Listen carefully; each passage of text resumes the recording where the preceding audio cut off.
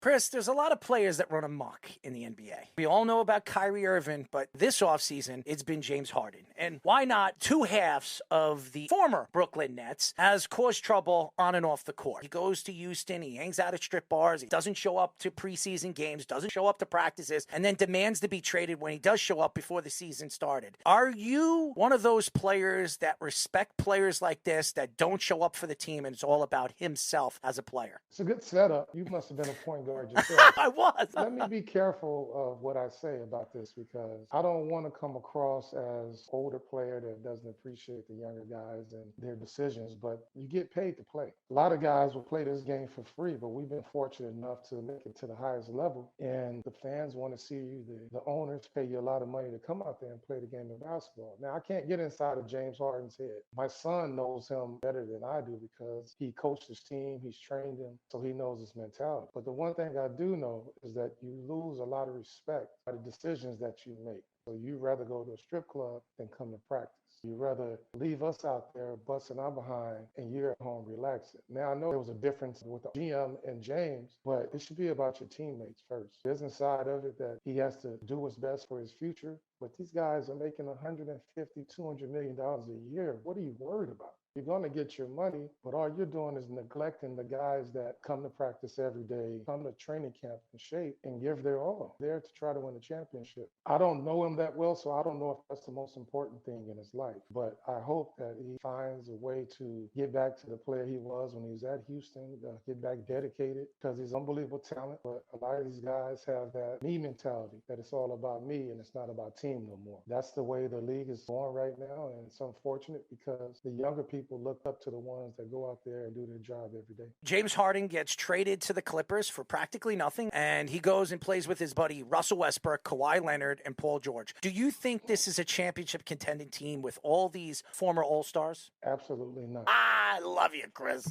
You might as well throw some jacks out there and some marbles and just tell them to go play marbles in the sandbox. All four of them, they're unbelievable talents, but it's not about the most talented. It's about the most cohesive team that plays unselfish. It's not enough balls for those guys. And I've seen James Harden with the ball, dribble, and Kawhi Leonard is standing in the corner for 15 seconds of the shot clock. That's not Kawhi's game. Catch the ball. If they double team James, him with 3 seconds left on the clock, and now he has to make a shot. That's not his game. I just don't see it working. They might get past the first round, but I don't think they'll get any further. There's only one guy on that team that has a set of balls. That's Kawhi Leonard, because he actually knows how to win. The other three couldn't get over the hump. They could bounce each other's balls. That's another topic.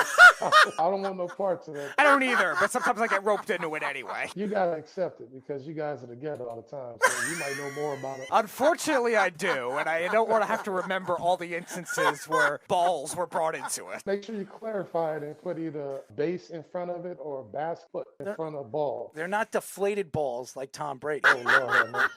They talk about the GOAT like that, man.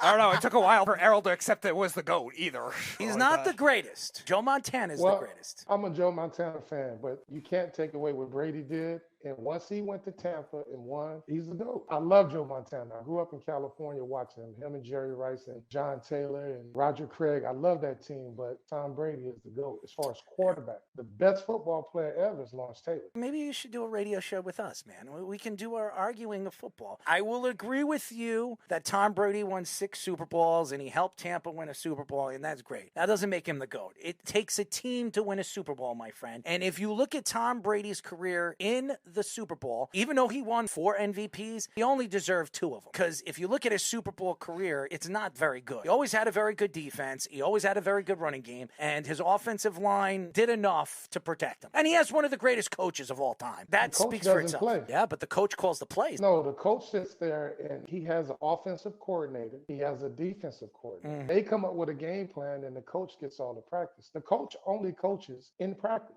They really don't coach in a game, especially in the NBA. Football's different than the NBA, my friends. So Tom Brady won 6. Michael Jordan won 6. The reason Michael Jordan is the GOAT over LeBron, the argument is because he has 6 rings. He's never lost the finals. He never went to a game 7 in the finals. Tom Brady, yeah, he lost a couple, but he has 6 rings. So that doesn't make him the GOAT? Absolutely not. Championships don't make you the GOAT. Yes, they do. Now, winning and all that other stuff gets you into the Hall of Fame, but have the title GOAT, you got to win championships.